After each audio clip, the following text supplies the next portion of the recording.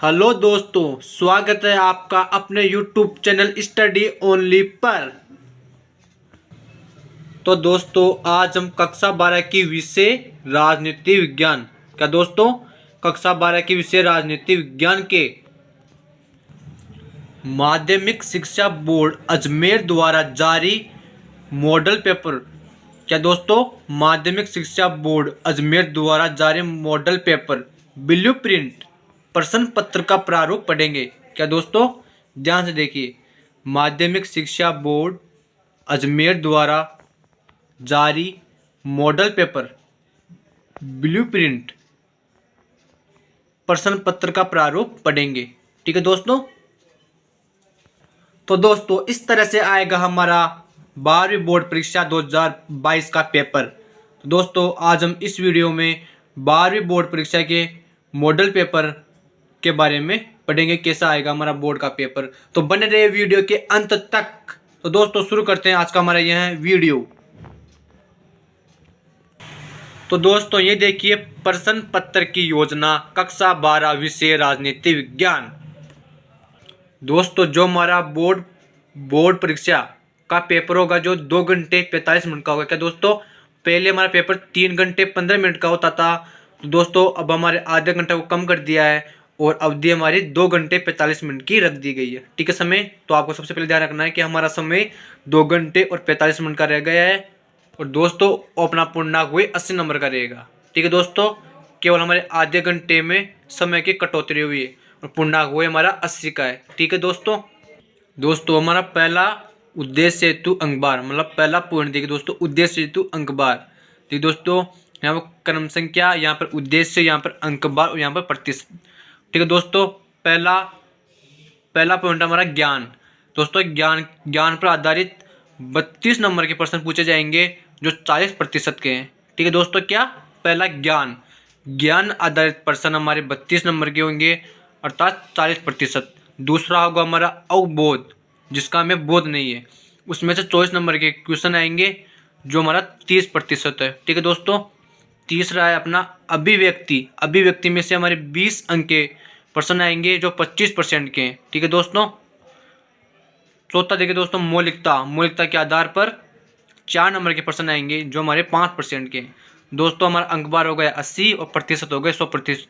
ठीक है दोस्तों। तो सबसे पहले हमें यह पता चला कि हमारे ज्ञान से आधारित 32 प्रश्न आएंगे और बोध से 24, अभिव्यक्ति से 20 और मौलिकता से 4, अर्थात हमारा 80 नंबर का पेपर हो गया है, अर्थात 100%। ठीक है दोस्तों। अब दूसरा पॉइंट देखिए दोस्तों, ये देखिए, ये है हमारा सबसे इम्पोर्टेंट प्रश्नों के प्रकारवार अंकबार। तो दोस्तों, पहले देखिए वस्तुनिष्ठ प्रश्नों की संख्या हमारे 12 + 6 मतलब 18 की होगी और प्रत्येक प्रश्न 1 अंक का होगा, मतलब कुल अंक प्रतिशत 22.50% होंगे और प्रतिशत प्रश्नों की संख्या 36%। और दोस्तों, ये देखिए 12 + 6 18 प्रश्नों को हमें 25 मिनट में करना है। दोस्तों, ध्यान देना कि ये एक नंबर के 18 प्रश्न होंगे शुरू में। ठीक है दोस्तों। दूसरा देखिए दोस्तों, अति लघुरात्मक प्रश्नों की संख्या 12 होगी, यह भी एक नंबर का होगा और इसका अंक प्रतिशत 15% है और प्रश्नों का प्रतिशत 24%। और दोस्तों, यह हमें 20 मिनट के अंदर करना है। दोस्तों, हमारे ये 12 प्रश्न 20 मिनट के अंदर करना है और शुरू के 18 प्रश्न वो 25 मिनट में करना है। ठीक है दोस्तों। अब तीसरा देखिए दोस्तों, उसके बाद हमारे लघुरात्मक प्रश्न आएंगे जो 13 नंबर के होंगे। और दोस्तों, यह लघुरात्मक प्रश्न अपने लघुरात्मक 13 प्रश्न आएंगे जो 2-2 नंबर के होंगे। दोस्तों, 2-2 नंबर के 13 प्रश्न। इनका अंक प्रतिशत दोस्तों 32.50% है और प्रतिशत प्रश्नों का दोस्तों 26% है और इनको हमें 45 मिनट के अंदर करना है। इसके बाद दोस्तों, हमारे दीर्घ उत्तरात्मक प्रश्न आएंगे जिनकी प्रश्नों की संख्या 4 होंगी और दोस्तों, ये 4 प्रश्न 3-3 नंबर के होंगे और इनका कुल अंक प्रतिशत 15% है और प्रतिशत प्रश्नों का 8% है और इन प्रश्नों को हमें 40 मिनट के अंदर करना है। ठीक है दोस्तों।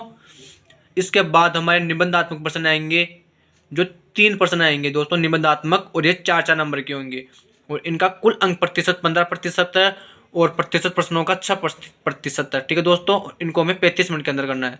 तो दोस्तों, इस प्रकार हमारे प्रश्नों की कुल संख्या 50 होगी और दोस्तों इधर कुल अंक प्रतिशत 100% हो गया और प्रतिशत प्रश्नों का 100% हो गया और दोस्तों ये 165 मिनट हो गई। क्या दोस्तों, पहले 18% आएंगे उनको 25 मिनट के अंदर, दूसरे 12% आएंगे एक नंबर के उनको 20 मिनट के अंदर, फिर 13% आएंगे दो नंबर के उनको हमें 45 मिनट के अंदर, और फिर 4 नंबर के प्रश्न आएंगे लघु उत्तरात्मक जिनको हमें 40 मिनट के अंदर करना है। फिर हमारे निबंधात्मक आएंगे 3% जो 4 नंबर के होंगे उनको 35 मिनट के अंदर करना है दोस्तों। इस प्रकार हमारे 165 मिनट हो गए। और दोस्तों यहाँ 165 मिनट हमारे 2 घंटे 45 मिनट हो गई, अर्थात हमें 2 घंटे 45 मिनट के अंदर अर्थात 165 मिनट के अंदर हमें 50 प्रश्नों को करना है। ठीक है दोस्तों, यह था हमारे प्रश्नों के प्रकारवार अंकवार। ठीक है दोस्तों ये देखिए अब विषय वस्तु अंकवार हमारा कौन सा चैप्टर कितने नंबर का है। ठीक है दोस्तों, हमारा पहला चैप्टर शीत युद्ध का दौर, यह 8% का है। क्या दोस्तों, यह 8 नंबर का हमारा पहला चैप्टर है शीत युद्ध का दौर। उसके बाद दोस्तों 2 ध्रुवीयता का अंत, यह हमारे 8 नंबर का पार्ट है चैप्टर। अर्थात दोस्तों हमारा तीसरा समकालीन दक्षिण एशिया, यह चैप्टर हमारा 7 नंबर का है। उसके बाद अंतर्राष्ट्रीय संगठन दोस्तों ये हमारे 6 नंबर का है। और दोस्तों समकालीन विश्व में सुरक्षा, ये दोस्तों हमारे 5 नंबर का है। और पर्यावरण और प्राकृतिक संसाधन दोस्तों ये हमारे 6 नंबर का है। और राष्ट्र निर्माण की चुनौतियां दोस्तों ये हमारे 7 नंबर का पार्ट है। एक दल के प्रभुत्व का दौर दोस्तों ये हमारे 6 नंबर का पार्ट है। नियोजित विकास की राजनीति दोस्तों ये हमारे 7 नंबर का पार्ट है। कांग्रेस प्रणाली चुनौतियां और पुनर्स्थापना दोस्तों ये हमारे 6 नंबर का पार्ट है। जन आंदोलनों का उदय दोस्तों हमारे 7 नंबर का पार्ट है। भारतीय राजनीति नए बदलाव दोस्तों हमारे यहाँ 7 नंबर का पार्ट है। इस प्रकार में टोटल 80 नंबर का पेपर हो गया। ठीक है दोस्तों, इस प्रकार हमारे यहाँ 1 2 3 4 5 6 7 8 9 10 इस प्रकार में टोटल 12 पार्ट हैं जो हमारे 80 नंबर के हैं। 6 पार्ट एक किताब के, 6 पार्ट दूसरी किताब के। ठीक है दोस्तों, इस प्रकार में टोटल 80% का ये पेपर हो गया। ठीक है दोस्तों, इनका प्रतिशत देखें तो इनका प्रतिशत 100% होता है। ठीक है दोस्तों अब हम हमारी किताब की ब्लू प्रिंट विषय राजनीति विज्ञान का दोस्तों ये है हमारे सबसे मेन टॉपिक, इसके बारे में हमें ध्यान से पढ़ना है दोस्तों। ब्लू प्रिंट देखिए दोस्तों, आप ये देखिए दोस्तों, अब ध्यान से देखिए कक्षा 12 दोस्तों हमारा यह पहला जो चैप्टर है शीत युद्ध का दौर, ये हमारे 8 नंबर का है।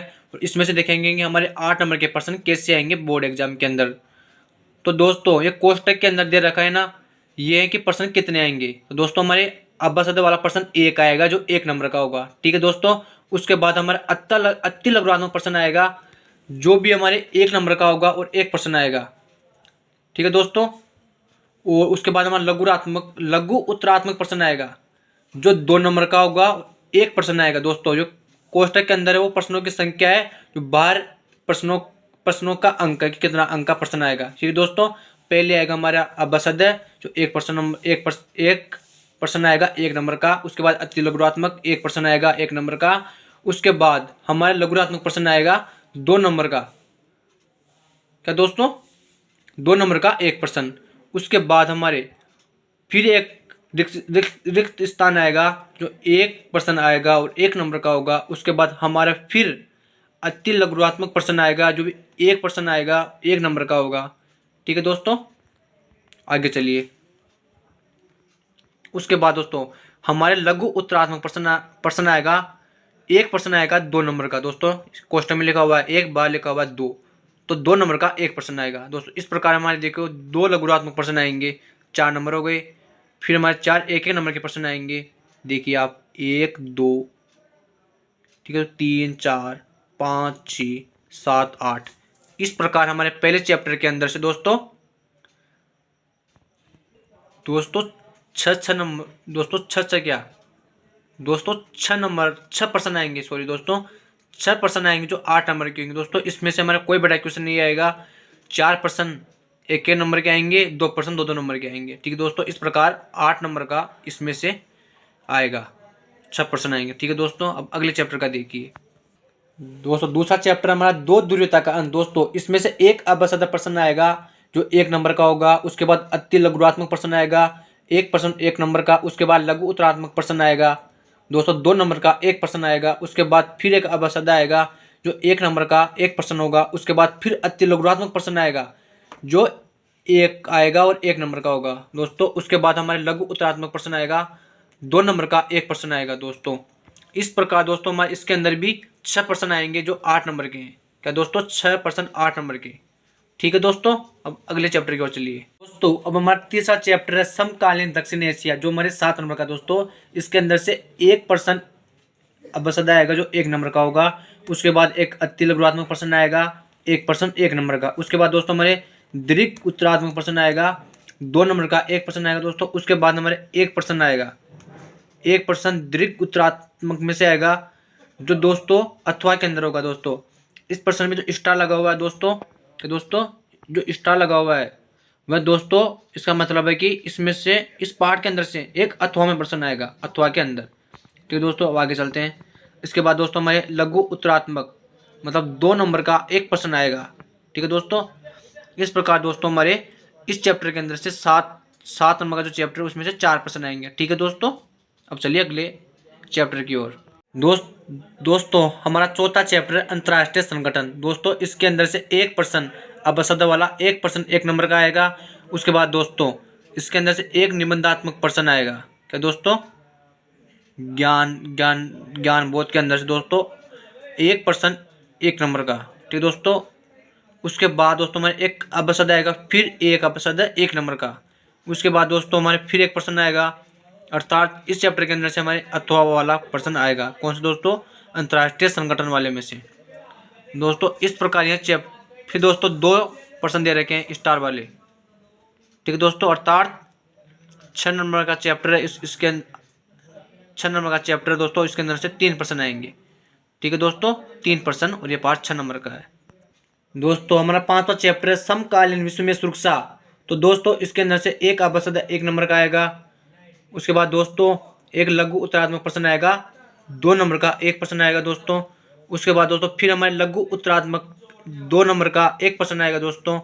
इस प्रकार इस चैप्टर के अंदर से हमारे दोस्तों 5 नंबर का चैप्टर है, इसके अंदर से 3% आएंगे, 3% 5 नंबर के। ठीक है दोस्तों, एक 2 नंबर का, फिर एक 2 नंबर का और एक 1 नंबर का। इस प्रकार 5%, 3% आएंगे दोस्तों 5 नंबर के।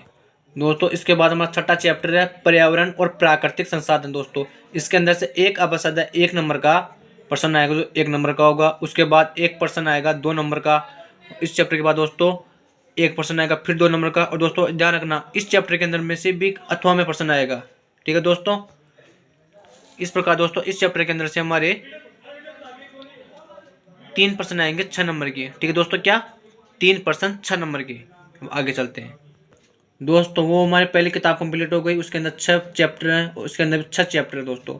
इस किताब में से हमारा पहला जो चैप्टर है राष्ट्र निर्माण की चुनौतियाँ, उसके अंदर देखिए दोस्तों, उसके अंदर दोस्तों 1% अबसद वाला 1% आएगा 1 नंबर का।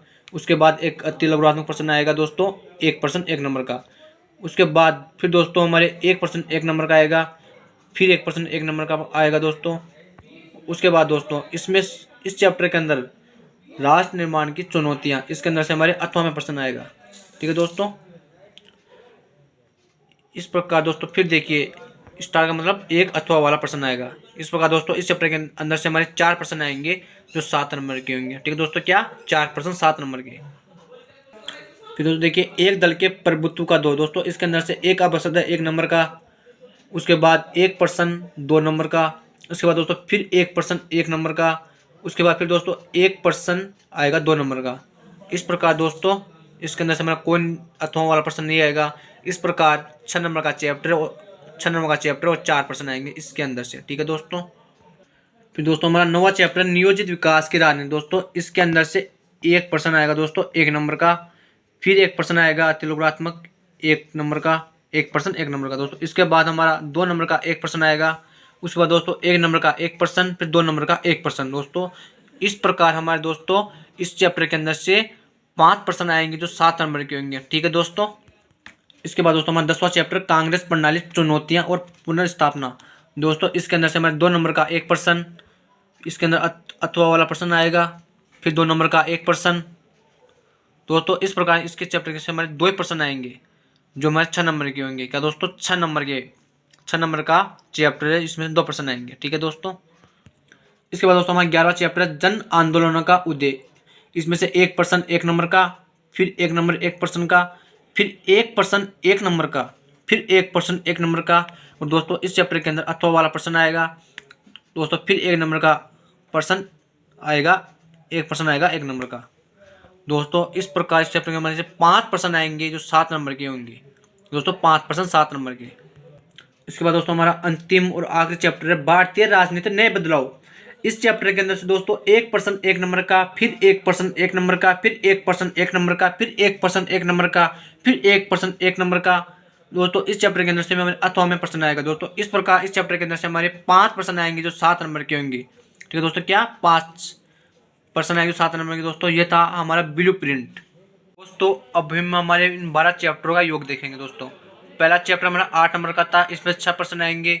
दूसरा चैप्टर 8 नंबर का, इसमें से 8 नंबर का चैप्टर, इसमें से 6% आएंगे। दोस्तों तीसरा चैप्टर 7 नंबर का, 4% आएंगे। चौथा चैप्टर 6 नंबर का, 3% आएंगे।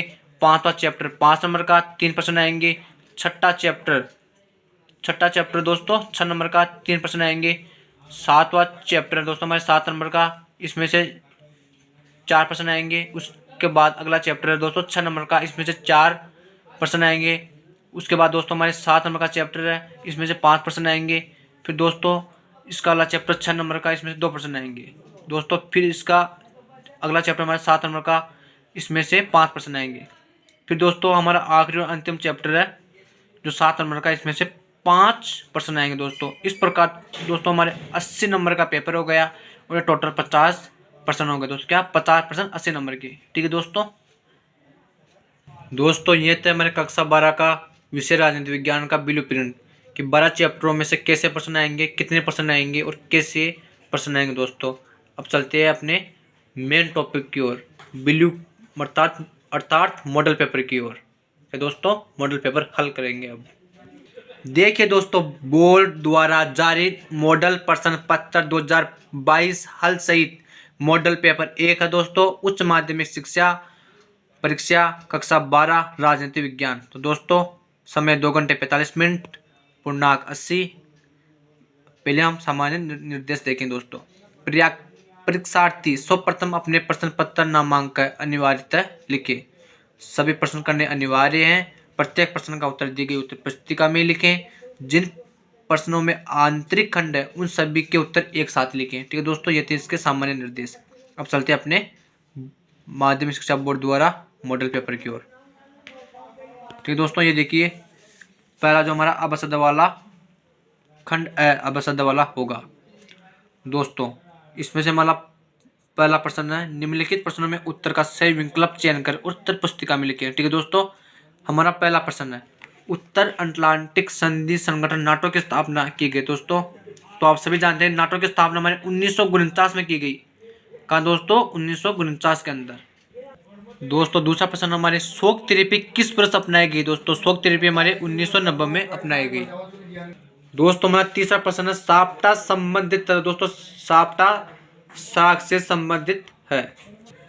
दोस्तों अपना चौथा प्रश्न है, भारत ने पहला परमाणु परीक्षण किया था। दोस्तों 1974, 75, 78 या 80। तो दोस्तों आपको पता है 1974 में परमाणु परीक्षण किया। उसके बाद दोस्तों हमारा पांचवा प्रश्न है, वैश्विक संपदा या मानवता की साझी विरासत में क्या सम्मिलित नहीं है। दोस्तों ध्यान देना, नहीं है, सम्मिलित नहीं है। तो दोस्तों वायुमंडल सम्मिलित है, सड़क मार्ग ये नहीं है। दोस्तों समुद्री सतह सम्मिलित है, बाहरी अंतरिक्ष सम्मिलित है। दोस्तों इसके अंदर हमारे सड़क मार्ग सम्मिलित नहीं है वैश्विक संपदा या मानवता के साझी विरासत के अंदर। ठीक है दोस्तों, अपना छठा प्रश्न है, स्वतंत्र भारत में प्रथम आम चुनाव कब हुआ। दोस्तों 1952, 62, 60 या 72। दोस्तों आप सभी को पता है 1952 के अंदर स्वतंत्र भारत में प्रथम आम चुनाव लड़ा गया या हुआ था। उसके बाद दोस्तों हमारा सातवां प्रश्न है, नीति आयोग की स्थापना कब हुई। दोस्तों 2010, 12 या 2015 या 2017। तो दोस्तों हमें सभी को पता है कि नीति आयोग की स्थापना 2015 के अंदर हुई थी। उसके बाद हमारा अगला प्रश्न आता है, चिपको आंदोलन की शुरुआत किस राज्य से हुई। तो दोस्तों चिपको आंदोलन की शुरुआत झारखंड से हुई, उत्तराखंड से हुई, उत्तरांचल या मणिपुर। दोस्तों उत्तराखंड से हमारे चिपको आंदोलन की शुरुआत हुई। दोस्तों उसके बाद हमारा नौवां प्रश्न आता है, निम्न राजनीतिक दलों में से नया राजनीतिक दल कौन सा है। तो दोस्तों निम्न में से नया राजनीतिक दल कौन सा है। दोस्तों अपने ऑप्शन देखिए, पहला है इंडियन नेशनल कांग्रेस, दूसरा बहुजन समाजवादी पार्टी, दोस्तों तीसरा भारतीय जनता पार्टी या चौथा आम आदमी पार्टी। दोस्तों इनमें से अपना उत्तर है, ये मैंने थोड़ा सा क्रॉस करा हुआ है, आम आदमी पार्टी। इनमें से दोस्तों नया राजनीतिक दल आम आदमी पार्टी है। दोस्तों अपना 10वां प्रश्न है, संयुक्त राष्ट्र संघ के प्रथम महासचिव कौन थे? क्या दोस्तों संयुक्त राष्ट्र संघ के प्रथम राष्ट्रपति? दोस्तों ट्राइगली, दूसरा डेग हैमरशोल्ड, तीसरा यूथांट और चौथा दोस्तों बान की मून। तो दोस्तों इन चारों में से अपना उत्तर है ट्राइगली। क्या दोस्तों ट्राइगुली। तो संयुक्त राष्ट्र संघ के प्रथम महासचिव थे ट्राइगली। दोस्तों अपना 11वां प्रश्न है, 2 जून 2014 को, कि दोस्तों 2 जून 2014 को निम्न में से कौन सा नया राज्य बना था? क्या दोस्तों कौन सा नया राज्य बना था? दोस्तों छत्तीसगढ़ बना था, उत्तराखंड या झारखंड या तेलंगाना? दोस्तों अपना उत्तर है तेलंगाना। 2 जून 2014 को यह नया राज्य बना था दोस्तों तेलंगाना।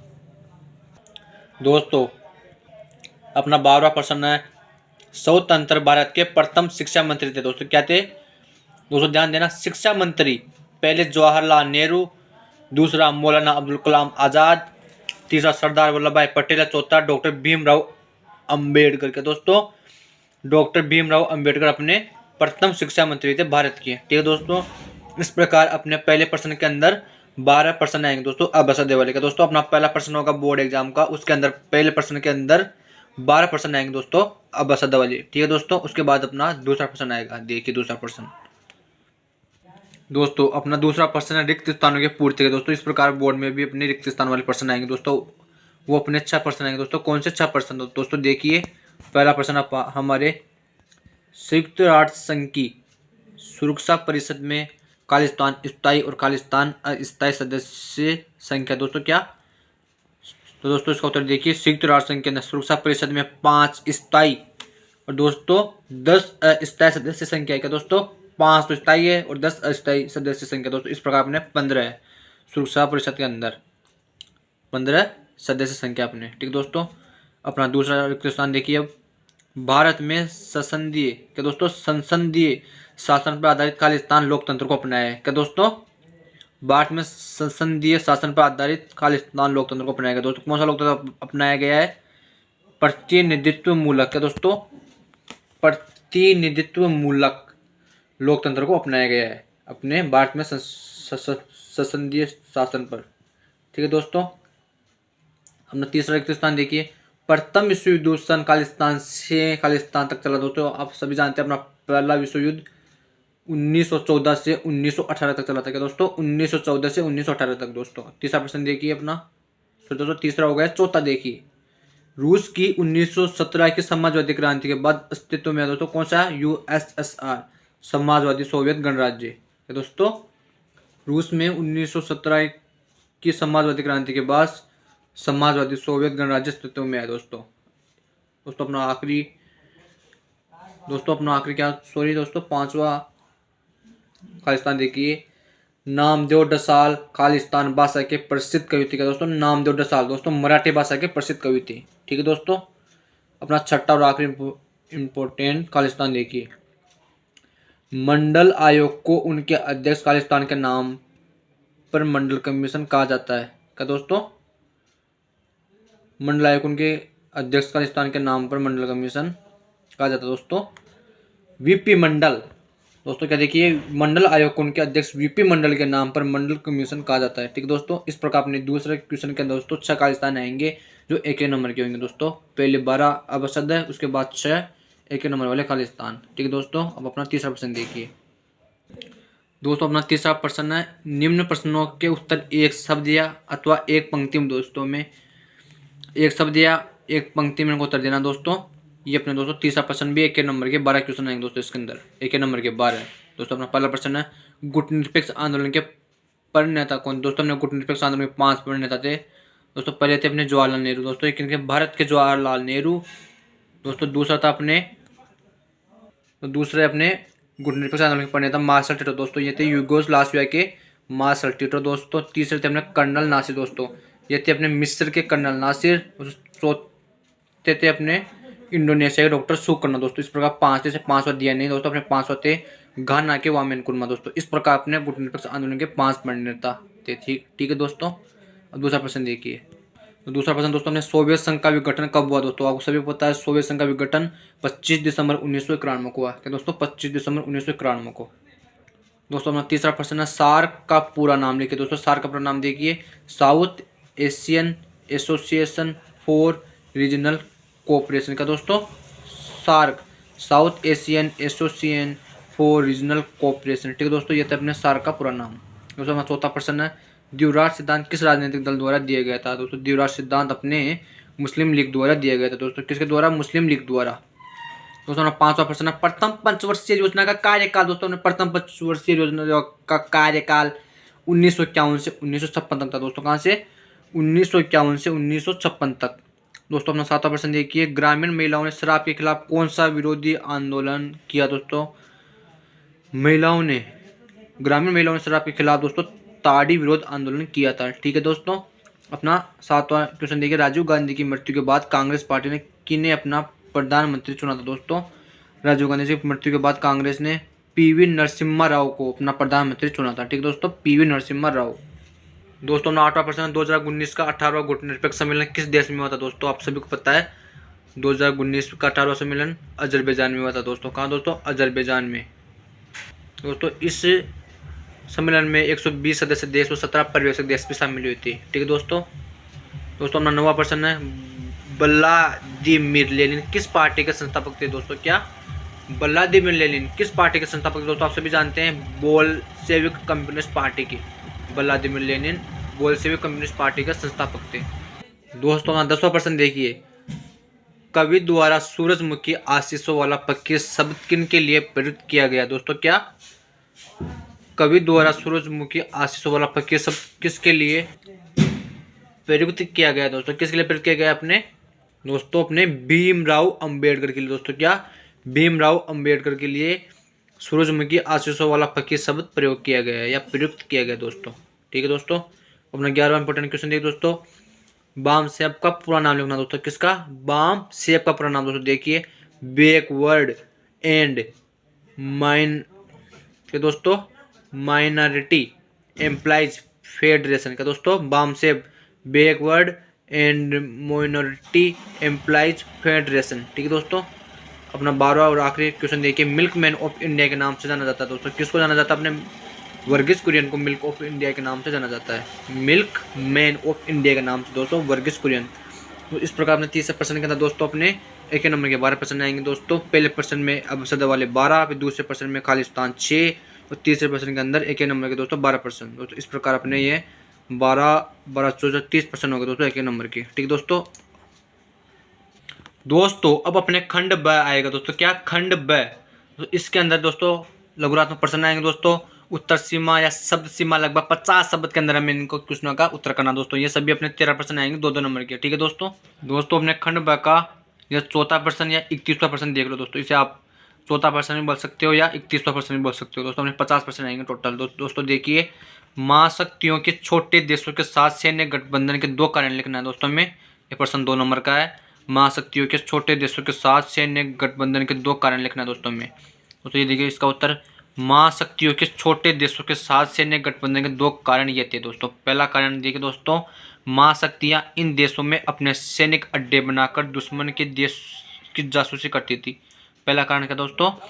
महाशक्तियाँ इन देशों में अपने सैनिक अड्डे बनाकर दुश्मन के देश की जासूसी करती थी।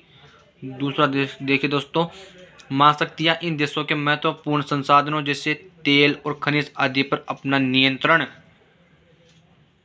बनाने हेतु इन देशों के साथ सैन्य गठबंधन रखते दोस्तों। ये तो अपने महाशक्तियों के छोटे देशों के साथ सैन्य गठबंधन बनाने के 2 कारण। ठीक है दोस्तों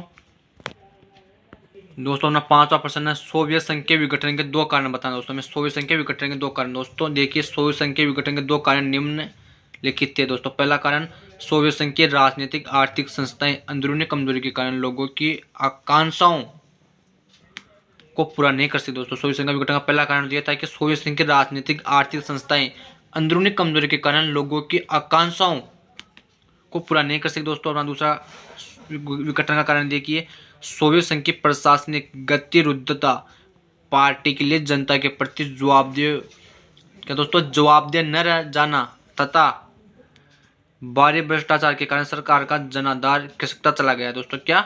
दूसरा सोवियत संघ के विघटन का कारण देखिए, सोवियत संघ की प्रशासनिक गतिरोधता पार्टी के लिए जनता के प्रति जवाबदेह न रह जाना तथा भारी भ्रष्टाचार के कारण सरकार का जनाधार खिसकता चला गया। ठीक है दोस्तों, ये थे अपने सोवियत संघ के विघटन के 2 कारण।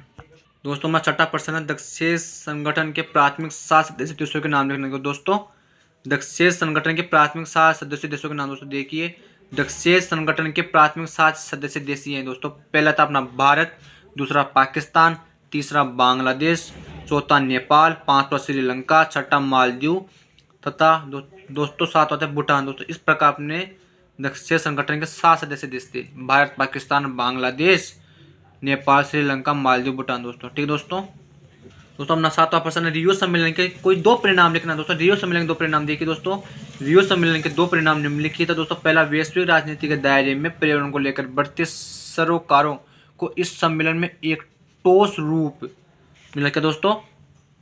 दोबारा से देखिए दोस्तों, वैश्विक राजनीति के दायरे में पर्यावरण को लेकर बढ़ते सरोकारों को इस सम्मेलन में एक ठोस रूप मिला। दूसरा देखिए दोस्तों, इसमें जलवायु परिवर्तन, जैव विविधता और वानिकी के संबंध में कुछ नियम आचार निर्धारित हुए। क्या दोस्तों?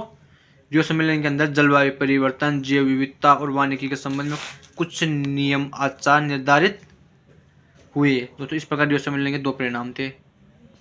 दोस्तों 8वां प्रश्न देखिए, समाजवादी दलों और कम्युनिस्ट पार्टी के बीच 2 अंतर बताना। दोस्तों हमें क्या? समाजवादी दलों और कम्युनिस्ट पार्टी के बीच 2 अंतर बताना। दोस्तों देखिए, समाजवादी दलों और कम्युनिस्ट पार्टी में अंतर। दोस्तों पहला, समाजवादी दल लोकतांत्रिक विचारधारा में विश्वास करते हैं। क्या दोस्तों? समाजवादी दल लोकतांत्रिक विचारधारा में विश्वास करते हैं दोस्तों, जबकि कम्युनिस्ट पार्टी सर्वहारा के, क्या दोस्तों? कम्युनिस्ट पार्टी सर्वहारा के अधिनायकवादी लोकतंत्र में विश्वास करते हैं। दोस्तों पहला कि समाजवादी दल लोकतांत्रिक विचारधारा में विश्वास करता है, जबकि कम्युनिस्ट पार्टी सर्वहारा के अधिनायकवादी लोकतंत्र में विश्वास करता है। दोस्तों यह था समाजवादी दल और कम्युनिस्ट पार्टी के बीच पहला कारण। दोस्तों क्या दोस्तों? पहला कारण या अंतर। दोस्तों ये था अपना पहला अंतर। दोस्तों दूसरा अंतर देखिए, समाजवादी दल पूंजी, दोस्तों समाजवादी दल पूंजीपतियों और पूंजी को पूर्णतया अनावश्यक और समाज विरोधी नहीं मानते। क्या दोस्तों? समाजवादी दल पूंजीपतियों और पूंजी को पूर्णतया अनावश्यक और समाज विरोधी नहीं मानते हैं, जबकि कम्युनिस्ट पार्टी इन्हें पूर्णतया अनावश्यक और समाजद्रोही मानती है। क्या दोस्तों?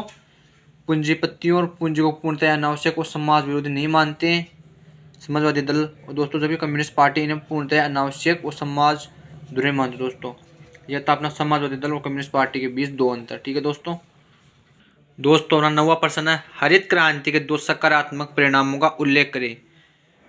दोस्तों हरित क्रांति के सकारात्मक परिणाम देखिए, पहला, हरित क्रांति से खेती हर पैदावार में सामान्य किस्म का इजाफा हुआ, मतलब दोस्तों ज़्यादातर गेहूं की पैदावार बढ़ी। क्या दोस्तों? खेती हर पैदावार में सामान्य किस्म का इजाफा हुआ, ज़्यादातर गेहूं की पैदावार बढ़ी और देश में खाद्यान्न की उपलब्धता में बढ़ोतरी हुई। दोस्तों ये था अपना हरित क्रांति का पहला सकारात्मक परिणाम। दोस्तों दूसरा, अपने हरित क्रांति से या हरित क्रांति के कारण मध्यम श्रेणी के, क्या दोस्तों? दोबारा से देखिए दोस्तों, मध्यम श्रेणी के भूस्वामित्व वाले किसानों का उभार हुआ। क्या दोस्तों? हरित क्रांति के कारण मध्यम श्रेणी के भूस्वामित्व वाले किसानों का उभार हुआ। दोस्तों अपना 10वां प्रश्न देखिए, गुटनिरपेक्ष आंदोलन के संस्थापक सदस्यों के नाम। दोस्तों ये क्वेश्चन फिर आएगा। दोस्तों ये क्वेश्चन बहुत इंपॉर्टेंट है, इसे आप इंपॉर्टेंट पे लगा सकते हो। दोस्तों गुटनिरपेक्ष आंदोलन के संस्थापक सदस्य हैं दोस्तों। तो देखिए, भारत के थे जवाहरलाल नेहरू, यूगोस्लाविया के जोसेफ ब्राज टिटो, मिस्र के गमाल अब्दुल नासिर और दोस्तों इंडोनेशिया के डॉक्टर सुकर्नो। दोस्तों इस प्रकार अपने 5वें भी थे, घाना के वामे नक्रुमा। दोस्तों ये भी गुटनिरपेक्ष आंदोलन के संस्थापक थे, लेकिन दोस्तों 4 मेन थे। ठीक है दोस्तों, और 5 पूछने तो दोस्तों आप घाना के वामे नक्रुमा लिख सकते हो। दोस्तों 11वां प्रश्न है, सोवियत अर्थव्यवस्था को किस पूंजीवादी देश जैसे संयुक्त राज्य अमेरिका की अर्थव्यवस्था से अलग करने वाले किन्हीं 2 विशेषताओं का जिक्र करना। दोस्तों क्या? दोबारा देखिए, सोवियत अर्थव्यवस्था को किसी पूंजीवादी देश जैसे संयुक्त राज्य अमेरिका की अर्थव्यवस्था से अलग करने वाले किन्हीं 2 विशेषताओं का जिक्र करना। दोस्तों ये देखिए दोस्तों, उत्तर हमारा सोवियत अर्थव्यवस्था योजनाबद्ध और राज्य के नियंत्रण में थी, जबकि पूंजीवादी देशों में मुक्त व्यापार की नीति को अपनाया गया है। क्या दोस्तों, पहला तो सोवियत अर्थव्यवस्था योजनाबद्ध और राज्य के नियंत्रण में थी, जबकि पूंजीवादी देशों में मुक्त व्यापार की नीति को अपनाया गया दोस्तों। दूसरा देखिए, सोवियत अर्थव्यवस्था समाजवादी अर्थव्यवस्था पर आधारित थी, जबकि संयुक्त राज्य अमेरिका ने पूंजीवादी अर्थव्यवस्था को अपनाया था। ठीक है दोस्तों, ये थे हमने संयुक्त अर्थव्यवस्था को किसी पूंजीवादी देश संयुक्त राज्य अमेरिका, दोस्तों संयुक्त राज्य अमेरिका की अर्थव्यवस्था से अलग करने वाली दो विशेषताएं। ठीक है दोस्तों हमारा 12वां प्रश्न है, ऐसे दो मसलों के नाम बताएं जिन पर भारत बांग्लादेश के बीच आपसी सहयोग है। क्या दोस्तों, दो मसले जिन पर भारत बांग्लादेश के बीच आपसी सहयोग। दोस्तों इसका उत्तर देखिए, भारत बांग्लादेश के बीच आपसी सहयोग के मुद्दे आपदा प्रबंधन और पर्यावरण के मुद्दे पर दोनों देशों ने निरंतर सहयोग किया है। दोस्तों दूसरा देखिए, आर्थिक संबंध के क्षेत्र में दोनों देश परस्पर सहयोगी रहे हैं। बांग्लादेश भारत की पूर्व की ओर देखो नीति का हिस्सा है। ठीक है दोस्तों, इस प्रकार अपने दो मसले जिन पर भारत बांग्लादेश के बीच आपसी सहयोग है। दोस्तों तीसरा प्रश्न, दोस्तों 13वां प्रश्न देखिए, आतंकवाद सुरक्षा के लिए परंपरागत खतरे की श्रेणी में आता है या अपरंपरागत। उल्लेख करें दोस्तों, आतंकवाद सुरक्षा के लिए अपरंपरागत खतरे की श्रेणी में आता है, चूंकि यह नई छिपी हुई चुनौती है। इसका सामना परंपरागत सैन्य तरीकों से नहीं किया जा सकता है। इसी कारण वर्तमान में आतंकवाद से निपटने के लिए विश्व के राष्ट्र वैश्विक स्तर पर आपसी सहयोग का प्रयास कर रहे हैं। ठीक है दोस्तों, यह थे अपना कि आतंकवाद सुरक्षा के लिए परंपरागत खतरे की श्रेणी में आता है या अपरंपरागत। दोस्तों तो इसको तो हमने जान लिया कि अपरंपरागत खतरे की श्रेणी में आता है। ठीक है दोस्तों 14वां प्रश्न देखिए, क्या एकल पार्टी प्रभुत्व की प्रणाली का भारतीय राजनीति के लोकतांत्रिक चरित्र पर खराब असर हुआ। दोस्तों देखिए उसका उत्तर हाँ दोस्तों, एकल पार्टी प्रभुत्व की प्रणाली का भारतीय राजनीति के लोकतांत्रिक चरित्र पर खराब असर हुआ। दोस्तों एकल पार्टी प्रभुत्व की प्रणाली पर भारतीय राजनीति के लोकतांत्रिक चरित्र पर खराब असर हुआ है, क्योंकि इसके कारण कोई भी अन्य विचारधारात्मक गठबंधन या पार्टी उभर कर सामने नहीं आ पाई। दूसरा देखिए दोस्तों, इसमें राजनीतिक तानाशाही को भी बल मिला तथा लोकतांत्रिक मूल्यों का ह्रास हुआ। दोस्तों इस प्रकार हमने एकल पार्टी प्रभुत्व की प्रणाली। दोस्तों अपना 15वां प्रश्न है, बॉम्बे प्लान से आप क्या समझते हैं। दोस्तों इसका उत्तर देखिए, बॉम्बे प्लान 1944 में भारतीय उद्योगपतियों का एक समूह बॉम्बे में इकट्ठा हुआ। इस बैठक में इन उद्योगपतियों ने नियोजित अर्थव्यवस्था चलाने का एक संयुक्त प्रस्ताव तैयार किया। इसे बॉम्बे प्लान के नाम से जाना जाता है। दोस्तों दोबारा से इसका उत्तर देखिए, 1944 में भारतीय उद्योगपतियों का एक समूह बॉम्बे में एकत्र हुआ। इस बैठक में इन उद्योगपतियों ने नियोजित अर्थव्यवस्था चलाने का एक संयुक्त प्रस्ताव तैयार किया। इसे बॉम्बे प्लान के नाम से जाना जाता है। दोस्तों ठीक था, यह था अपना 15वां प्रश्न। दोस्तों 16वां प्रश्न देखिए, 1970 के दशक में इंदिरा गांधी सरकार किन कारणों से लोकप्रिय हुई थी। कोई दो कारण लिखना है। दोस्तों उत्तर देखिए, 1970 के दशक में श्रीमती इंदिरा गांधी की लोकप्रियता के कारण। दोस्तों पहला कारण देखिए, करिश्मावादी नेता। दोस्तों वे भारत के प्रथम प्रधानमंत्री की पुत्री गांधी नेहरू परिवार की वास्तविक उत्तराधिकारी होने तथा देश की प्रथम महिला प्रधानमंत्री होने के कारण करिश्माई नेता के रूप में दोस्तों दोबारा देखिए, रूप में मतदाताओं में अधिक लोकप्रिय हुई। दोस्तों दूसरा कारण देखिए, प्रगतिशील कार्यक्रमों की घोषणा, बैंकों का राष्ट्रीयकरण करना, पीर विपर्स को समाप्त करना तथा 20 सूत्री प्रगतिशील कार्यक्रमों को प्रस्तुतिकरण से भी अधिक लोकप्रिय हो गई। दोस्तों ये थे अपने 1970 के दशक में श्रीमती इंदिरा गांधी की लोकप्रियता होने के कारण। तो दोस्तों इस प्रकार अपने खंड भाग के अंदर 2-2 नंबर वाले 13 प्रश्न आएंगे। ठीक है दोस्तों खंड स देखिए दोस्तों, अपने खंड स के अंदर अपने 3-3 नंबर वाले 4 प्रश्न आएंगे। दोस्तों ये दीर्घ उत्तरात्मक प्रश्न आएंगे। दोस्तों उनकी उत्तर सीमा लगभग 100 शब्द के अंदर हमें इन क्वेश्चनों को करना है। दोस्तों अपना 17वां प्रश्न देखिए दोस्तों, श्रीलंका के जातीय संघर्ष में किन की भूमिका प्रमुख है। दोस्तों दोबारा से देखिए, श्रीलंका के जातीय संघर्ष में किन की भूमिका प्रमुख है। दोस्तों अथवा वाला क्वेश्चन देखिए दोस्तों। एक बात और दोस्तों दोस्तों जो अपना खंड स होगा दोस्तों, इसके अंदर जो भी प्रश्न आएगा अथवा के अंदर आएगा दोस्तों। इसके अंदर 2 क्वेश्चन आएंगे, 17वें प्रश्न में 2 क्वेश्चन, 18वें में 2, 19 में 2, 20वें में 2। इस प्रकार अपने अथवा के अंदर 2 प्रश्न आएंगे दोस्तों 17 के बाद। दूसरा देखिए दोस्तों, दक्षिण एशिया में द्विपक्षीय संबंधों को बाह्य शक्तियां कैसे प्रभावित करती है दोस्तों। दोस्तों हम पहले इसका उत्तर करेंगे। श्रीलंका के जातीय संघर्ष में किन की भूमिका प्रमुख है। दोस्तों 17वें का पहले का उत्तर देखिए, श्रीलंका का जातीय संघर्ष। दोस्तों श्रीलंका के जातीय संघर्ष में सिंगली बहुसंख्यवाद और तमिल आतंकवाद दोनों की ही प्रमुख भूमिका रही है। श्रीलंका में सिंगली समुदाय बहुसंख्यक जो अल्पसंख्यक दोस्तों जो अल्पसंख्यक तमिलों के खिलाफ है। सिंगली राष्ट्रवादियों का मानना था कि श्रीलंका में तमिलों के साथ कोई रियासत नहीं बरती जानी चाहिए, क्योंकि श्रीलंका सिर्फ सिंगली लोगों का है। तमिलों के प्रति उपेक्षा भरे बर्ताव से एक उग्र तमिल राष्ट्रवाद की आवाज़ बुलंद हुई। 1983 के बाद से उग्र तमिल संगठन लिबरेशन टाइगर्स ऑफ तमिल इलम, दोस्तों ध्यान देना, उग्र तमिल संगठन लिबरेशन के दोस्तों लिबरेशन टाइगर्स ऑफ तमिल इलम लिट्टे ने तमिल इलम यानी क्या दोस्तों तमिल इलम यानी श्रीलंका के तमिलों के लिए एक अलग देश की मांग की है। धीरे धीरे श्रीलंका में जातीय संघर्ष तेज होने लगा और विस्फोटक तथा व्यापक हत्याएं की जाने लगी। लेकिन सन 2009 में लिट्टे प्रमुख प्रभाकरण के सैनिक कार्यवाही में मारे जाने के पश्चात यह समस्या समाधान के कगार पर। दोस्तों यह था अपना 17वां प्रश्न, श्रीलंका में जातीय संघर्ष। दोस्तों हम 17वां का अथवा वाला क्वेश्चन देखेंगे। दक्षिण एशिया में द्विपक्षीय संबंधों को बाह्य शक्तियां कैसे प्रभावित करती है दोस्तों। इसका देखिए उत्तर आप। दोस्तों देखिए, दक्षिण एशिया में बाह्य शक्तियों द्वारा द्विपक्षीय संबंधों को प्रभावित करना। दोस्तों देखिए, चीन और संयुक्त राज्य अमेरिका दोनों दक्षिण एशिया में द्विपक्षीय संबंधों को अत्यधिक प्रभावित करते हैं।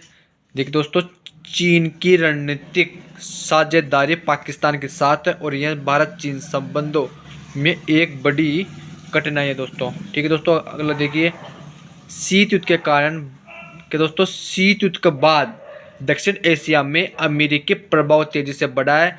अमेरिका ने शीत युद्ध के बाद भारत और पाकिस्तान दोनों से अपने संबंध बेहतर किए हैं। वह भारत पाक के बीच मध्यस्थ की भूमिका निभा रहा है।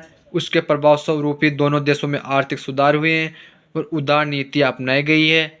और दोस्तों देखिए, इससे दक्षिण एशिया में अमेरिकी भागीदारी ज़्यादा गहरी हुई है। साथ ही इस क्षेत्र की सुरक्षा एवं शांति के भविष्य से अमेरिका के हित भी बंधे हुए हैं। ठीक है दोस्तों यह था इसका उत्तर, दक्षिण एशिया में बाह्य शक्तियों द्वारा द्विपक्षीय संबंधों को प्रभावित करना। ये इसके 2 पॉइंट थे इस क्वेश्चन के। ठीक है दोस्तों 18% देखिए, साची परंतु अलग अलग जिम्मेदारियां से क्या अभिप्राय है। हम इस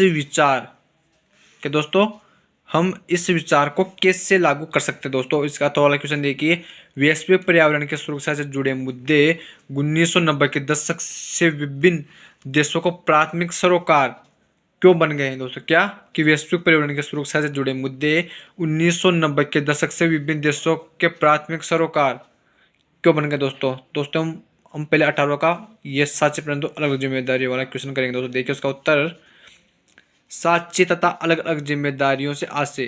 दोस्तों विश्व पर्यावरण की रक्षा के संबंध में साची परंतु अलग अलग जिम्मेदारियों से आशय यह है कि धरती के पर्यावरण की रक्षा के लिए सभी राष्ट्र आपस में सहयोग करेंगे, लेकिन पर्यावरण के विश्वव्यापी अपक्षय में विभिन्न राष्ट्रों का योगदान अलग अलग है। इसे देखते हुए इसकी रक्षा में विभिन्न राष्ट्रों की अलग अलग जिम्मेदारियां हैं। दोस्तों देखिए, साचे परंतु अलग अलग जिम्मेदारियां के सिद्धांत को लागू करना। दोस्तों विकसित देशों के समाजों का वैश्विक पर्यावरण पर दबाव ज़्यादा है और इनके पास विपुल प्रौद्योगिकी तथा वित्तीय साधन है, अतः यह देश अपनी विशिष्ट जिम्मेदारी निभाएं।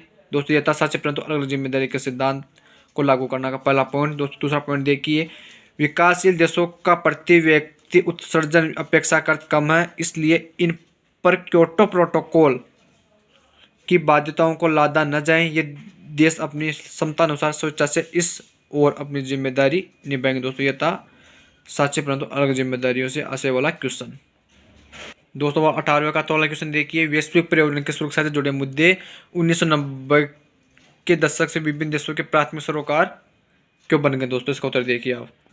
दोस्तों देखिए, निम्नलिखित कारणों से वैश्विक पर्यावरण की सुरक्षा से जुड़े मुद्दे 1990 के दशक से विभिन्न देशों के प्राथमिक सरोकार बन गए। दोस्तों पहला पॉइंट देखिए, जल राशि की कमी तथा जलीय प्रदूषण, चरागाहों की समाप्ति, भूमि की उर्वरता की कमी के कारण खाद्यान्न उत्पादन जनसंख्या के अनुपात में कम हो रहा है। दोस्तों ये था अपना पहला। तो अपना दूसरा पॉइंट देखिए, विकासशील देशों की जनता को स्वच्छ जल उपलब्ध नहीं होता और यहाँ इस वजह से 30 लाख के दोस्तों 30 लाख से ज़्यादा बच्चे हर साल मौत का शिकार हो रहे हैं। दोस्तों तीसरा पॉइंट देखिए, वनों की अंधाधुंध कटाई से लोग विस्थापित हो रहे हैं तथा जैव विविधता की हानि जारी है। ठीक है दोस्तों। चौथा पॉइंट देखिए, वायुमंडल में ओजोन गैस की मात्रा में लगातार कमी होने से पारिस्थितिकी तंत्र और मनुष्य के स्वास्थ्य पर एक बड़ा खतरा मंडरा रहा है। ठीक है दोस्तों, यह था अपना 18वें के दूसरे का वाला क्वेश्चन, वैश्विक पर्यावरण की सुरक्षा से जुड़े मुद्दे 1990 के दशक से विभिन्न देशों के प्राथमिक सरोकार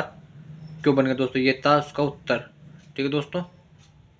19वां प्रश्न देखिए, दलित पैंथर्स से कौन से मुद्दे उठाए, या अथवा वाला क्वेश्चन देखिए दोस्तों, क्या आंदोलन और विरोध की कार्यवाहियों से देश का लोकतंत्र मजबूत होता है। अपने उत्तर की पुष्टि में उदाहरण भी दीजिए। दोस्तों तो पहले हम 19वां का दलित पैंथर्स वाला क्वेश्चन करेंगे। दोस्तों देखिए उसका उत्तर।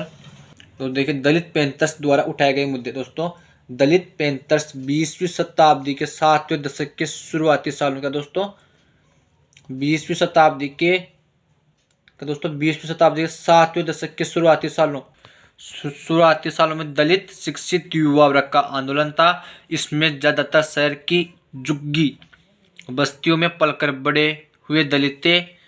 और दोस्तों दलित पैंथर्स ने दलित समुदाय से संबंधित सामाजिक असमानता, जातिगत आधार पर भेदभाव, दलित महिलाओं के साथ दुर्व्यवहार, दलितों का सामाजिक एवं आर्थिक उत्पीड़न तथा दलितों के लिए आरक्षण जैसे मुद्दे उठाए। दोस्तों यह था अपना दलित पैंथर्स वाला क्वेश्चन। दोस्तों इसका अथवा वाला क्वेश्चन देखिए आप। तो देखिए अथवा वाला, शांतिपूर्ण आंदोलनों एवं विरोध की कार्यवाहियों से लोकतंत्र मजबूत होता है। इसके समर्थन में निम्नलिखित उदाहरण दिए जा सकते हैं। दोस्तों देखिए, जैसे पहला चिपको आंदोलन। दोस्तों चिपको आंदोलन पेड़ों की कटाई रोकने हेतु अहिंसक और शांतिपूर्ण तरीके से चलाया गया। यह एक व्यापक जन आंदोलन था। सरकार इसकी लोकतांत्रिक मांगों के सक्षम झुकी। दोस्तों दूसरा पॉइंट देखिए अपना, वामपंथियों द्वारा चलाए गए किसान और मजदूर आंदोलनों द्वारा जनसाधारण में जागृति तथा उनकी राष्ट्रीय कार्यों में भागीदारी बढ़ाने में सफलता मिली। ठीक है दोस्तों। तीसरा देखिए, दलित पैंथर्स नेताओं द्वारा चलाए गए आंदोलनों ने। दोस्तों दोबारा से देखिए तीसरा पॉइंट, दलित पैंथर्स नेताओं द्वारा चलाए गए आंदोलनों ने आदिवासी, अनुसूचित जातियों, अनुसूचित जनजातियों और पिछड़ी जातियों में चेतना पैदा की। ठीक है दोस्तों। चौथा देखिए, ताड़ी विरोधी आंदोलनों ने नशाबंदी और मद्य निषेध के विरोध का वातावरण तैयार किया। इससे क्या दोस्तों, महिलाओं को विधायिका में दिए जाने वाले आरक्षण के मामले उठे। महिलाओं में राजनीतिक चेतना बढ़ी। ठीक है दोस्तों, महिलाओं में राजनीतिक चेतना बढ़ी। दोस्तों यह था अपना 19वां का अथवा वाला क्वेश्चन, शांतिपूर्ण आंदोलनों एवं विरोधी की कार्यवाही से लोकतंत्र मजबूत होता है। इसके समर्थन में निम्नलिखित उदाहरण। ठीक है दोस्तों। तो दोस्तों अपना 20वां प्रश्न है और खंड स का आखिरी प्रश्न है। दोस्तों क्या दोस्तों देखिए, कांग्रेस के प्रभुत्व का दौर समाप्त हो गया है। इसके बावजूद देश की राजनीति पर कांग्रेस का असर लगातार कायम है। क्या आप इस बात से सहमत है? अपने उत्तर के पक्ष में तर्क भी दीजिए। ठीक है दोस्तों। इस अथवा वाला क्वेश्चन देखिए, मंडल आयोग का सविस्तार वर्णन करो। ठीक है दोस्तों। पहले हम 20वां का यो क्वेश्चन है ना, कांग्रेस का प्रभुत्व दौर, इसका आंसर देखेंगे। ठीक है दोस्तों। देखिए इसका उत्तर। दोस्तों देश की राजनीति पर कांग्रेस का असर। क्या दोस्तों, देश की राजनीति पर कांग्रेस का असर। देश की राजनीति से यद्यपि कांग्रेस का प्रभुत्व समाप्त हो गया है, परंतु अभी कांग्रेस का असर कायम है, क्योंकि अभी भारतीय राजनीति कांग्रेस के इर्द गिर्द घूम रही है तथा सभी राजनीतिक दल अपनी नीतियां एवं योजनाएं कांग्रेस को ध्यान में रखकर बनाते हैं। अभी भी कांग्रेस पार्टी दूसरी सबसे बड़ी राष्ट्रीय पार्टी है। 2004 तथा 2009 के लोकसभा के चुनाव में इससे अन्य दलों के सहयोग से केंद्र में गठबंधन सरकार बनाई। यद्यपि 2014 के लोकसभा चुनाव में उससे 44 और 2019 के चुनाव में 52 सीटें प्राप्त हुई, तथापि उसके मत प्रतिशत बहुत अधिक अंतर नहीं आया है। अतः कहा जा सकता है कि कमजोर होने के बावजूद भी कांग्रेस का असर भारतीय राजनीति पर कायम है। ठीक है दोस्तों, ये था अपना कांग्रेस के प्रभुत्व का दौर समाप्त हो गया, इसके बावजूद देश की राजनीति पर कांग्रेस का असर लगातार कायम है। दोस्तों ये था इसका उत्तर। दोस्तों इसका थोड़ा क्वेश्चन देखिए, अब मंडल आयोग का सविस्तार वाला क्वेश्चन करेंगे। अब दोस्तों देखिए, मंडल आयोग केंद्र सरकार ने 1978 में पिछड़ा वर्ग की स्थिति को सुधारने के उपाय बताने हेतु बिंदेश्वरी प्रसाद मंडल की अध्यक्षता में एक पिछड़ा वर्ग आयोग गठित किया। दोस्तों क्या, दोबारा से देखना, बिंदेश्वरी प्रसाद मंडल की अध्यक्षता में एक पिछड़ा वर्ग आयोग गठित किया गया, जिसे मंडल आयोग के नाम से जाना जाता है। क्या दोस्तों, मंडल आयोग के नाम से जाना जाता है। आयोग ने 1980 में अपनी सिफारिशें पेश की। आयोग ने शिक्षा संस्थाओं और सरकारी नौकरियों में कम मौजूदगी को देखते हुए इन पिछड़ी जातियों के लिए शिक्षा संस्थाओं तथा सरकारी नौकरियों में 27% सीट आरक्षित करने की सिफारिश की। मंडल आयोग ने अन्य पिछड़ा वर्ग की स्थिति सुधारने के लिए भूमि सुधार जैसे कई अन्य समाधान भी सुझाए। ठीक है दोस्तों, ये थे अपने खंड स के 4 प्रश्न 3-3 अंकों वाले। दोस्तों देखिए, अब अपने आएगा खंड द। दोस्तों खंड द के अंदर अपने 4 नंबर वाले 3 प्रश्न आएंगे। क्या दोस्तों, 4 नंबर के 3 प्रश्न दोस्तों, इनकी उत्तर शब्द सीमा लगभग 250 शब्द होनी चाहिए। ठीक है दोस्तों, तो शुरू करते हैं यही वीडियो। दोस्तों देखिए निबंधात्मक प्रश्न। दोस्तों इसका अपना 21वां प्रश्न दोस्तों मिलान वाला आएगा। दोस्तों बोर्ड परीक्षा के अंदर दोस्तों अपना जो 21वां प्रश्न आएगा दोस्तों, वो मिलान वाला क्वेश्चन आएगा। दोस्तों ध्यान रखना। दोस्तों देखिए 21वां प्रश्न, संयुक्त राष्ट्र संघ की मुख्य शाखाओं और एजेंसियों का सुमेल उनके काम से करें। दोस्तों ये अपना 4 नंबर का क्वेश्चन है। दोस्तों देखिए, पहला अपना आर्थिक और सामाजिक परिषद, दूसरा अंतर्राष्ट्रीय न्यायालय, तीसरा अंतर्राष्ट्रीय आणविक ऊर्जा एजेंसी, चौथा सुरक्षा परिषद। दोस्तों देखिए, आर्थिक और सामाजिक परिषद का क, सदस्य देशों के बीच मौजूद विवादों का निपटारा। दोस्तों अंतर्राष्ट्रीय न्यायालय का ख देखिए, सदस्य देशों के आर्थिक और राजनीतिक कल्याण की चिंता। दोस्तों तीसरा अंतर्राष्ट्रीय आणविक ऊर्जा एजेंसी, इसका देखिए दोस्तों ग, अंतर्राष्ट्रीय शांति और सुरक्षा का संरक्षण। दोस्तों चौथा देखिए सुरक्षा परिषद, परमाणु प्रौद्योगिकी का शांतिपूर्ण उपयोग और सुरक्षा। और दोस्तों ये ड, वैश्विक मामलों बस मुबाइसा। दोस्तों ये गलती से आ गया दोस्तों, अपने 4 ही हैं ये, 1 2 3 4 क ख ग ख। दोस्तों इनमें से ही इनका मिलान करना। दोस्तों देखिए इसका उत्तर। दोस्तों अपने 21वां का जो प्रश्न था उसका उत्तर हम ऐसे सारणी बनाकर कर सकते हैं दोस्तों। तो देखिए दोस्तों इसका उत्तर अपना पहला था आर्थिक और सामाजिक परिषद। दोस्तों इसका अपने ख वाला आएगा। ख के अंदर दोस्तों अपना था सदस्य देशों के आर्थिक और सामाजिक कल्याण की चिंता। और दोस्तों अपना दूसरा था अंतर्राष्ट्रीय न्यायालय। दोस्तों इसका अपने क आएगा। दोस्तों क के अंदर अपने सदस्य देशों के बीच मौजूद विवादों का निपटारा। दोस्तों अपने तीसरा था अंतर्राष्ट्रीय आणविक ऊर्जा एजेंसी। दोस्तों इसका अपना चौथा वाला ख था तो दोस्तों अपना परमाणु प्रौद्योगिकी का शांतिपूर्ण उपयोग और सुरक्षा। और दोस्तों अपना चौथा था सुरक्षा परिषद। दोस्तों इसका अपने आएगा ग। दोस्तों अंतर्राष्ट्रीय शांति और सुरक्षा का संरक्षण। दोस्तों इस प्रकार हम 21वां का जो प्रश्न था उसको इसे सारणी बनाकर कर सकते हैं दोस्तों। ठीक है, अब हम इसका अथवा वाला उत्तर देखेंगे। दोस्तों अथवा वाला क्वेश्चन देखिए, निम्न कार्यों को संयुक्त राष्ट्र संघ की एजेंसियों से सम्मिलित करिए। दोस्तों अपने पहली है वैश्विक वित्त की देखरेख, इसमें पहला दे रखा है विश्व व्यापार संगठन। और दूसरा इसमें है ख, सदस्य देशों के बीच मुक्त व्यापार की राह आसान बनाना। दोस्तों इसके अंदर दे रखा है अंतर्राष्ट्रीय मुद्रा कोष। दोस्तों अपना तीसरा इसमें ग, संयुक्त राष्ट्र संघ के मामलों का समायोजन एवं प्रशासन का दोस्तों प्रशासन। तो इसका अपने तीसरा दे रखा है विश्व स्वास्थ्य संगठन। और दोस्तों अपने चौथा है सबके लिए स्वास्थ्य। दोस्तों इसका अपने दे रखा है सचिवालय। दोस्तों इसका हमें मिलान करना है या सम्मिलित करना है दोस्तों इनको। तो इसका उत्तर देखिए आप। दोस्तों इसमें सारणी बनाकर उत्तर दे रखा है। दोस्तों में सारणी बनाकर इनका उत्तर देना। दोस्तों अपना पहला था वैश्विक वित्त की देखरेख। दोस्तों इसके अंदर अपना दूसरा नंबर का जो था अंतर्राष्ट्रीय मुद्रा कोष। दोस्तों इसके अंदर आएगा वैश्विक वित्त की देखरेख। दोस्तों अपने सदस्य देशों के बीच से मुक्त व्यापार की राह आसान बनाना। दोस्तों इसका अपना पहला था विश्व व्यापार संगठन। दोस्तों यह सदस्य देशों के बीच मुक्त व्यापार की राह आसान बनाना है। ठीक है दोस्तों, अपने तीसरा था संयुक्त राष्ट्र संघ के मामलों का समायोजन एवं प्रशासन। दोस्तों इसका अपने चौथा पॉइंट आएगा सचिवालय, जो अपने क्वेश्चन के अंदर दे रखा था चौथा सचिवालय। दोस्तों अपना जो घ है सबके लिए स्वास्थ्य। दोस्तों इसका उत्तर अपने आएगा तीसरा नंबर का विश्व स्वास्थ्य संगठन। ठीक है दोस्तों, ये था अपना 21वें का वाला क्वेश्चन का उत्तर। हम सानी बनाकर इनका उत्तर दे सकते हैं। दोस्तों अपना 22वां प्रश्न है, राज्य पुनर्गठन आयोग कब बना था? इसके प्रमुख कार्य एवं सिफारिशों का उल्लेख कीजिए। दोस्तों इसका यह वाला क्वेश्चन देखिए, राष्ट्र निर्माण की प्रमुख चुनौतियों का उल्लेख करें। आज़ादी के समय देश के पूर्वी और पश्चिमी इलाकों में राष्ट्र निर्माण की चुनौतियों के लिहाज से मुख्य अंतर क्या थे? दोस्तों पहले हम राज्य पुनर्गठन आयोग कब बना था, वह इसके प्रमुख कार्य एवं सिफारिशों का उल्लेख करेंगे। ठीक है दोस्तों, देखिए इसका उत्तर। दोस्तों देखिए अपने 22वां का उत्तर, राज्य पुनर्गठन आयोग का गठन।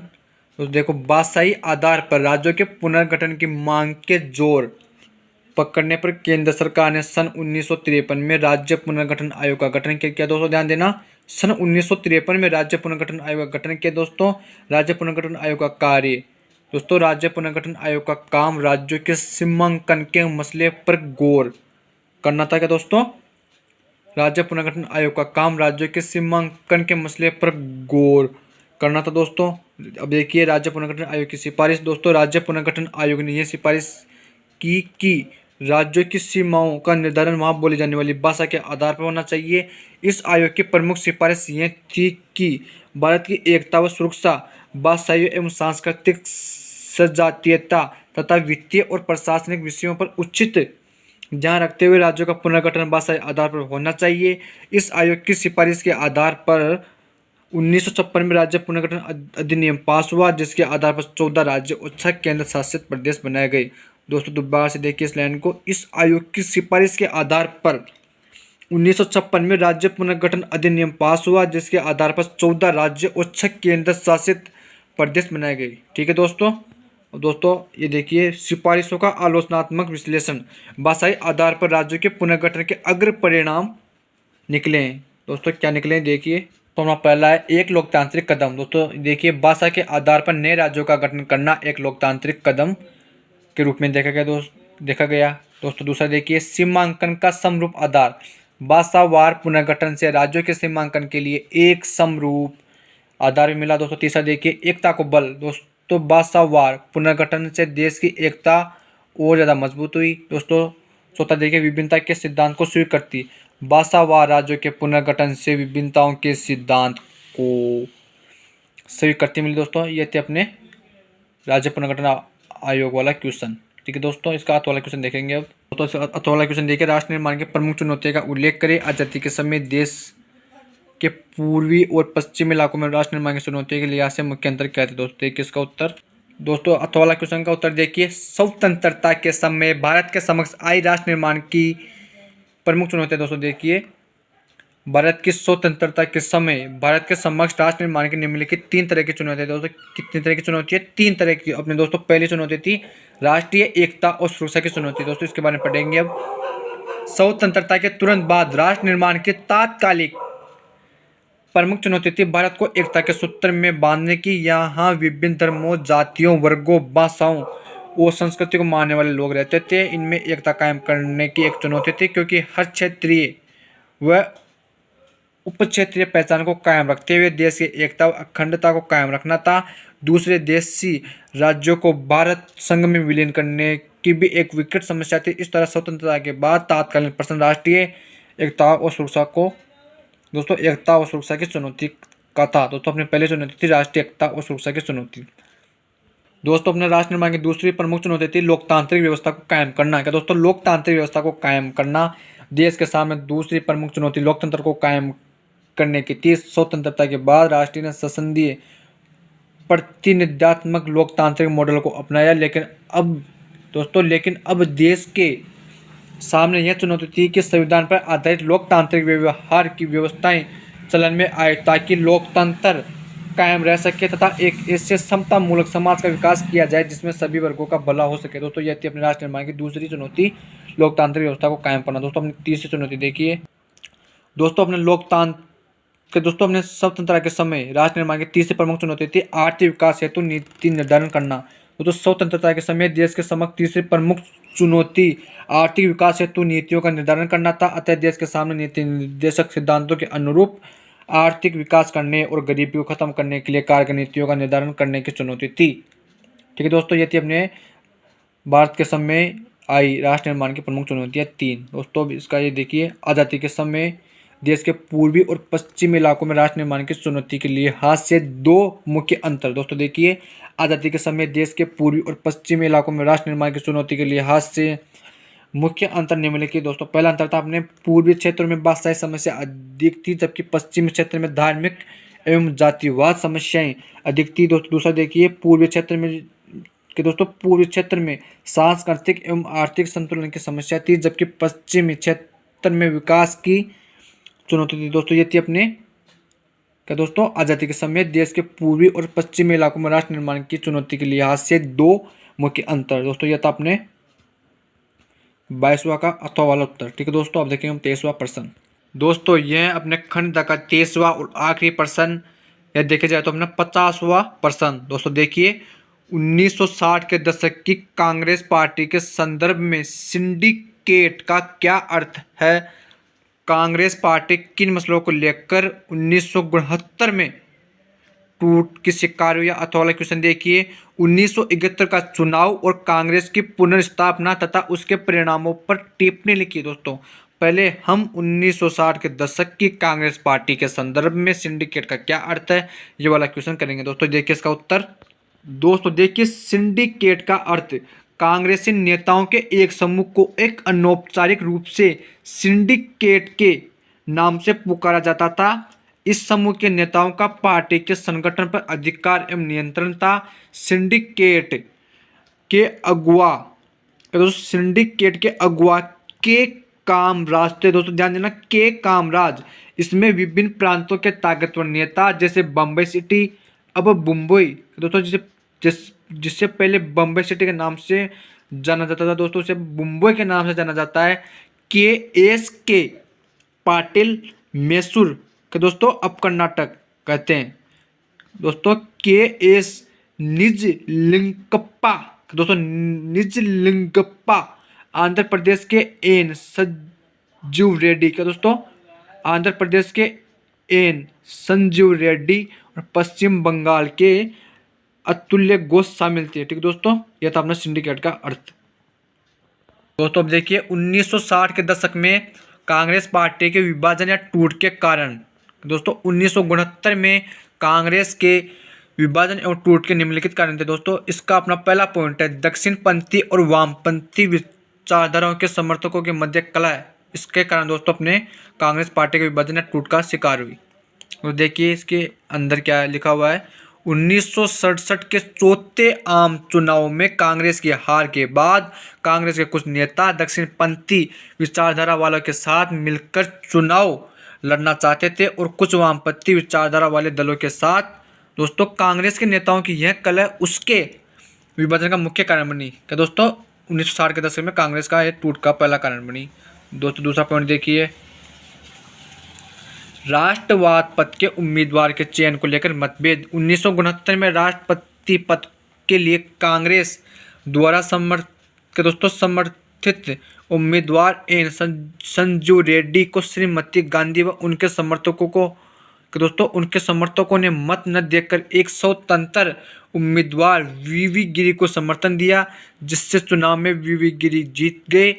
यह घटना कांग्रेस पार्टी के विभाजन का प्रमुख कारण। दोस्तों अपना ये दूसरा कारण था कांग्रेस के टूट का शिकार का। दोस्तों तीसरा देखिए, युवा तुर्क एवं सिंडिकेट के बीच कलह।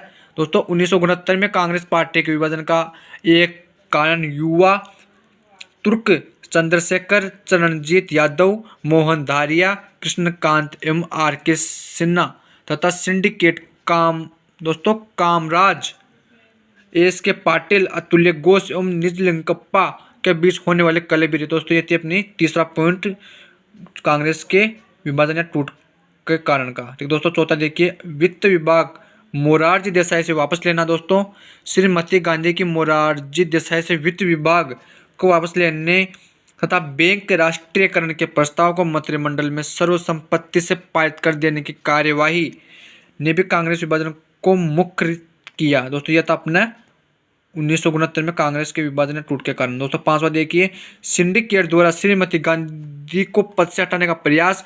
1969 में कांग्रेस के आधिकारिक उम्मीदवार के चुनाव हार जाने के बाद सिंडिकेट ने प्रधानमंत्री श्रीमती इंदिरा गांधी को पद से हटाने का प्रयास किया, परंतु वे इसमें सफल न हो सके। दोस्तों ये अपने 5 कारण थे 1969 में कांग्रेस के विभाजन या टूट के कारण के। दोस्तों देखिए, उपयुक्त घटनाओं के कारण कांग्रेस में आंतरिक कलह इस कदर बढ़ गया कि नवंबर 1969 में कांग्रेस का विभाजन हो गया। तो दोस्तों ये था अपने 23वां का 1960 के कांग्रेस पार्टी के संदर्भ में सिंडिकेट का अर्थ व कांग्रेस पार्टी के 1969 में टूट के शिकार का उत्तर। ठीक है दोस्तों, अब इसका अथवा वाला क्वेश्चन करेंगे। दोस्तों अथवा वाला उत्तर है अपना अथवा वाला क्वेश्चन है 1969 का चुनाव और कांग्रेस की पुनर्स्थापना तथा उसके परिणामों पर टिप्पणी। तो देखिए उसका उत्तर। दोस्तों पहले हम अपने 23वां वाले अथवा वाला उत्तर का 1971 का चुनाव और उसके परिणाम देखेंगे। उसके बाद दोस्तों हम इसके पुनर्स्थापना वाला उत्तर हल करेंगे। तो देखिए 1971 का चुनाव उसके परिणाम। 1969 में कांग्रेस के विभाजन के बाद यद्यपि इंदिरा गांधी की सरकार अल्पमत में आ गई थी, लेकिन वह डीएमके तथा भारतीय कम्युनिस्ट पार्टी के समर्थन से टिकी रही। अब श्रीमती गांधी की सरकार ने भूमि सुधार कानून के क्रियान्वयन, भू परिसीमन के कानून, बैंक राष्ट्रीयकरण तथा पीर विपर्स की समाप्ति आदि के द्वारा अपना समाजवादी रंग पेश किया तथा 1970 में लोकसभा भंग कर 1971 में चुनाव कराए। कांग्रेस आर और सीपीआई के गठबंधन को इसी चुनाव में लोकसभा की 375 सीटें मिली और इससे कुल 48.4% मत हासिल किए। अकेले इंदिरा गांधी की कांग्रेस आर ने 352 सीटें और 44% वोट हासिल किए। 1971 के चुनाव में श्रीमती इंदिरा गांधी को ऐतिहासिक जीत प्राप्त हुई। ठीक है दोस्तों, 1971 के चुनाव में जहां श्रीमती गांधी ने गरीबी हटाओ का नारा दिया, वहीं उनके विरोधियों ने इंदिरा हटाओ का नारा दिया, जिसे मतदाताओं ने पसंद नहीं किया तथा श्रीमती गांधी के पक्ष में मतदान किया। अपनी भारी भरकम जीत के साथ इंदिरा गांधी की अगुवाई वाली कांग्रेस ने अपने दावे को साबित किया कि वह वही असली कांग्रेस है और उसे भारतीय राजनीति में फिर से प्रभुत्व के स्थान पर पुनर्स्थापित किया। ठीक है दोस्तों अब हम कांग्रेस की पुनर्स्थापना देखेंगे। दोस्तों देखिए 1971 के लोकसभा चुनाव के तुरंत बाद पूर्वी पाकिस्तान, अब बांग्लादेश जिसे हम कहते हैं, में एक बड़ा राजनीतिक और सैन्य संकट उठ खड़ा हुआ। 1971 के चुनाव के बाद पूर्वी पाकिस्तान के मुद्दे को लेकर युद्ध छिड़ गया। इसके परिणाम स्वरूप बांग्लादेश बना। इन घटनाओं से इंदिरा गांधी की लोकप्रियता में 4 चांद लग गए। विपक्ष के नेताओं तक ने उसके राज्य कौशल की प्रशंसा की। 1972 के राज्य विधानसभा के चुनाव में उनकी पार्टी को व्यापक सफलता मिली। उन्हें गरीबों, वंचितों के रक्षक और एक मजबूत राष्ट्रवादी नेता के रूप में देखा गया। पार्टी के अंदर अथवा बाहर उसके विरोध की कोई गुंजाइश न बची। कांग्रेस को लोकसभा चुनाव के साथ साथ राज्य स्तर के चुनाव में भी भारी सफलता प्राप्त हुई। दोस्तों ये था अपने अथवा वाला 1971 का चुनाव और कांग्रेस की पुनर्स्थापना था, इसके परिणामों पर टिप्पणी वाला।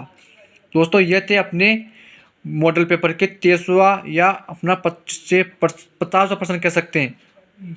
ठीक है दोस्तों, ये थे अपने मॉडल पेपर। तो दोस्तों यह था अपने कक्षा 12 के विषय राजनीति विज्ञान के माध्यमिक शिक्षा बोर्ड अजमेर द्वारा जारी मॉडल पेपर ब्लूप्रिंट या प्रश्न पत्र का प्रारूप। ठीक है दोस्तों, तो दोस्तों इस तरह से आएगा हमारे माध्यमिक शिक्षा बोर्ड द्वारा, क्या दोस्तों, माध्यमिक शिक्षा बोर्ड द्वारा बोर्ड परीक्षा 2022 का पेपर। ठीक है दोस्तों, तो दोस्तों आज के लिए इतना ही। अब मिलेंगे हमारे अगले वीडियो में। तो दोस्तों आप हमारे स्टडी वाले चैनल को लाइक, कमेंट व सब्सक्राइब करना नहीं भूलें। थैंक यू, धन्यवाद।